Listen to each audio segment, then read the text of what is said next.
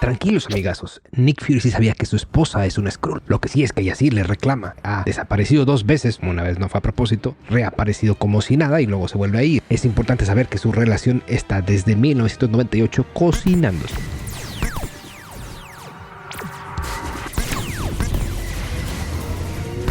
Ahora, Gravik no es ningún Hill y está al tanto de que probablemente hay un espía o un infiltrado en su grupo y sospecha fuertemente de Gia. Se pronuncia Gia o Gaia, luego no sé, Gaia vamos a decir. Ahora Sonia, la espía británica, se ha dado cuenta de la cámara que Nick había implantado en el búho y se deja un autorrecordatorio de que no debe descartar al líder de S.H.I.E.L.D. Talos y Fury se reconcilian, se necesita una disculpa del segundo para que el primero vuelva a colaborar y luego tienen una conversación muy extraña sobre la fidelidad de los perritos y prácticamente Nick Fury equipara la relación que tenía con los Skrulls con la fidelidad de una mascota, quienes además le ayudaron a construir su prestigio como espías invisibles, cual está un poco fuerte. Viene por fin el enfrentamiento entre Talos y Gravik.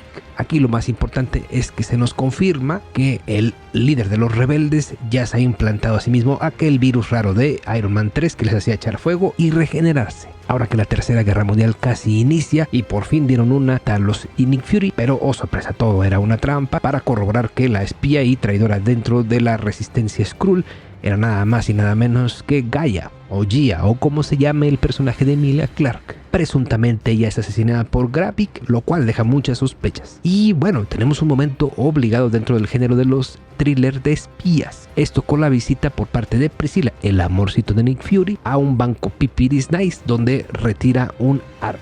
Aquí mismo en una llamada telefónica se hace una insinuación de que Rhodey podría ser, como todo el internet ya suponía, un Skrull. Ahora, ¿a dónde va esta serie? Fury está redescubriendo su valor, confrontándose con el hecho de que envejeció y de que ahora le cuesta más que nunca confiar en los demás, pero también está pagando por sus pecados y por la soberbia que ha tenido en muchas de sus decisiones a lo largo de su carrera. También se le está cuestionando cómo trata precisamente a estas personas que le son fieles y que hacen todo por cumplir lo que él cree que debe hacerse. Por otro lado, Talos se está convirtiendo en mi personaje favorito, lo cual, siguiendo las enseñanzas de Game of Thrones, es algo peligroso, sobre todo para el porvenir de este. Y bueno, regresando a lo de que probablemente el personaje de Emilia Clarke no esté realmente muerta, por ahí se dice en internet que todavía no vemos todas las escenas que se vieron en los trailers, que además no tiene mucho sentido traer a una actriz de la talla de Emilia Clarke para nada más matar la media temporada. Sin embargo, creo que justo la manera en que se resuelva esta situación convertirá esta serie en una funcional, aunque predecible, o bien una funcional que nos traiga una sorpresa de guión, algo que no es muy común en la narrativa de superhéroes, o sea, en la narrativa live action. Pues Across the Spider-Verse, tranquilízate, todo bien ahí.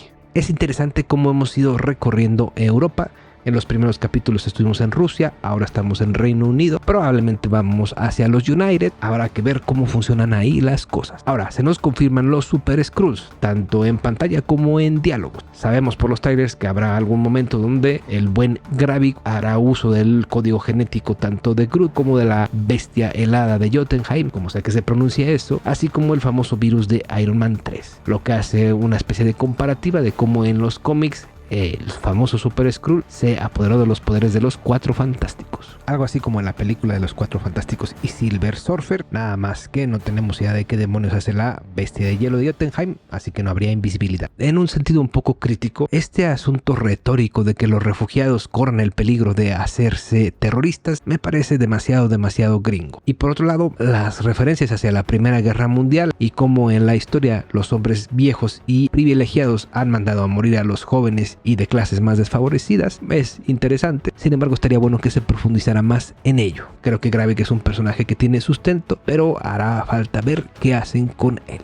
Ahora, la serie cada vez me recuerda más a las películas de Jason Bourne, sobre todo las primeras 3. Ahora cuéntame tú en los comentarios qué es lo que opinas tanto de la serie como de este género del thriller de los espías. Si te gustaría que hablara más en futuros contenidos de otros ejemplos de este género, házmelo saber en los comentarios. Queda la mitad de capítulos de Secret Invasion. Prácticamente habrá que ver cómo concluye esta epopeya de Fury. Tiene todas las de perder. Habrá que ver cómo se resuelve porque el tráiler de The Marvel ya nos dejó claro que sí lo resolvió. Y bueno, yo soy Dani Divagues. Si te gusta este rollo, hazle caso a la soca. Dale like y suscríbete. Hasta pronto.